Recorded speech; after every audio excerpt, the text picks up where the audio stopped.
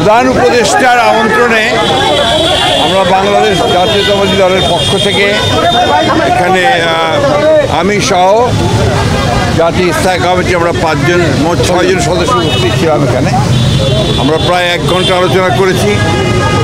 আলোচনাতে অত্যন্ত ভালো পরিবেশে আলোচনা হয়েছে।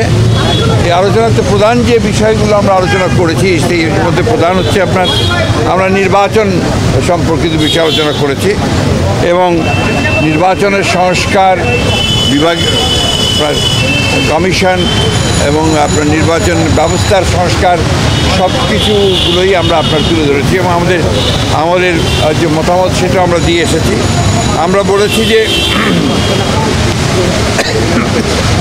নির্বাচন কমিশনার নিয়োগ আইন স্থগিত করে প্রধান রাজনৈতিক দলসমূহ ঐক্যমতের ভিত্তিতে অনতিবিলম্বে নির্বাচন কমিশন গঠন করতে হবে এবং আমরা একটা রোড ম্যাপ দিতে বলি। নির্বাচন কমিশন কবে নির্বাচন হবে সে আমরা একটা রোড ম্যাপ দিতে বলেছি। আমরা এনআইডি কার্ড যেটা আপনার স্বরাষ্ট্র মন্ত্রণালয়ে স্থানান্তর করা আইন করা হয়েছিল সেটাকে অর্ডিন্যান্স জারির মাধ্যমে বাতিল করতে বলেছি। আমরা বিতর্কিত কোনো ব্যক্তি যেন কখনো এই নির্বাচন সংস্কার কমিটিতে না যায় সেই কথা আমরা বলেছি। আমরা বলেছি যে ফ্যাসিস্ট সরকারের সময় প্রতারণা সাজানো ভুয়া ভোটের মাধ্যমে গঠিত সকল ইউনিয়ন পরিষদ বাতিল করতে বলেছি এবং 14, 18, 24 সালে যে সকল নির্বাচন কমিশন ছিল তার প্রধান নির্বাচন কমিশনার এবং কমিশনার সহ তাদেরকে ভুয়া নির্বাচন ব্যর্থ নির্বাচন আপনার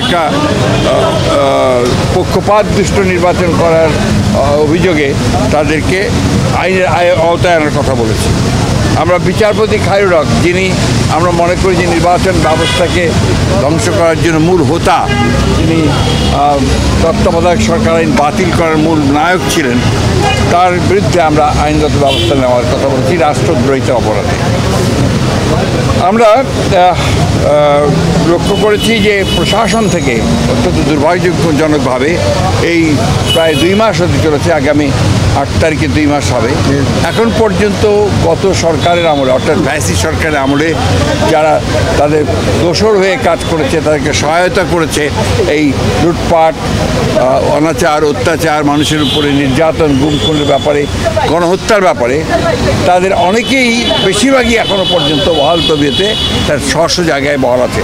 এদেরকে অবিলম্বে তাদেরকে সরিয়ে নিরপেক্ষ ব্যক্তিদেরকে এখানে আনার কথা আমরা বলেছি। আমরা বলেছি যে আপনার জেলা প্রশাসকের ব্যাপারে আপনারা লিখেছেন পত্রপত্রিকাগুলোতে লেখালেখি হয়েছে, সেই 59 জন জেলা প্রশাসকের মধ্যে কী করে সেটা নিয়োগ করা হলো সেটা সম্পর্কে আমরা জানতে চেয়েছি। একই সঙ্গে যাদের বিরুদ্ধে অভিযোগ উঠেছে তাদেরকে নিয়োগ বাতিল করে দেওয়ার জন্য আমরা বলেছি। আমরা নতুন ফিটলিস্ট করার কথা বলেছি যোগ্য ব্যক্তিদের দিয়ে। আমরা চুক্তিভিত্তিক কত কিছু নিয়োগ বাতিল করার জন্য আমরা প্রস্তাব দিয়েছি। আমরা বিশেষ করে এই অন্তর্বর্তী সরকারের মধ্যেও 2-1 জন আছেন যারা অন্তর্বর্তী সরকার এবং আপনার যে গণঅভ্যুত্থান বিপ্লবের যে মূল স্পিরিট সেটাকে ব্যাহত করছে, তাদেরকে স্মরণের কথা বলে এসেছি। আর আমরা যারা পদোন্নতি বঞ্চিত হয়েছে সরকারি কর্মকর্তা 15 বছর ধরে, তাদেরকে ভূতাপেক্ষ পদোন্নতি নিশ্চিত করার কথা আমরা বলে এসেছি। এই ছিল আমাদের মোটামুটি বক্তব্য, পয়েন্ট ভিত্তিক, এবং আপনার বিচার বিভাগের ব্যাপারে আমরা খুব পরিষ্কার করে যেটা বলেছি সেটা হচ্ছে যে এই বিচার বিভাগে হাইকোর্ট বিভাগ, যেটা এখন পর্যন্ত কোনো পরিবর্তন হয়নি এবং হাইকোর্ট বিভাগের বেশিরভাগ নিয়োগই ছিল কিন্তু আপনার দলীয় ভিত্তিতে এবং প্রায় 30 জন বিচারককে বহাল তবিয়তে তারা কাজ করছে এখনও। এদের ব্যাপারে ব্যবস্থা নেওয়ার জন্য, প্রয়োজনীয় আইনগত ব্যবস্থা নেওয়ার জন্য আমরা কথা বলেছি।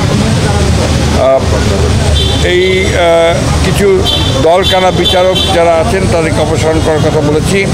আর অতি দ্রুত আমরা পিপিজিপি নতুন নিয়োগ করার কথা বলেছি। আরেকটা আমরা লক্ষ্য করেছি যে যাদেরকে অভিযোগে গ্রেপ্তার করা হচ্ছে সুনির্দিষ্ট অভিযোগের ভিত্তিতে, হয়তো বা আপনার দুর্নীতি অথবা হত্যা এইসব সুনির্দিষ্ট মামলায় যাদেরকে গ্রেপ্তার করা হচ্ছে তাদেরকে আমরা দেখতে পাচ্ছি যে আপনার জামিন দেওয়া হচ্ছে। এটা অত্যন্ত উদ্বেগজনক বিষয়টা আমরা দেখার জন্য বলেছি। আমরা 2007 সাল থেকে 24 সাল পর্যন্ত 5ই আগস্ট পর্যন্ত আওয়ামী লীগের আমলে দায়েরকৃত সকল মিথ্যা মামলা, গায়েবী, ভুয়া, সাজানো, রাজনৈতিক উদ্দেশ্যে প্রণোদিত মামলাগুলোকে প্রত্যাহারের জন্য আমরা নীতিগত সিদ্ধান্ত ঘোষণা ও প্রত্যাহারের প্রয়োজনীয় ব্যবস্থা গ্রহণ করার কথা বলছি।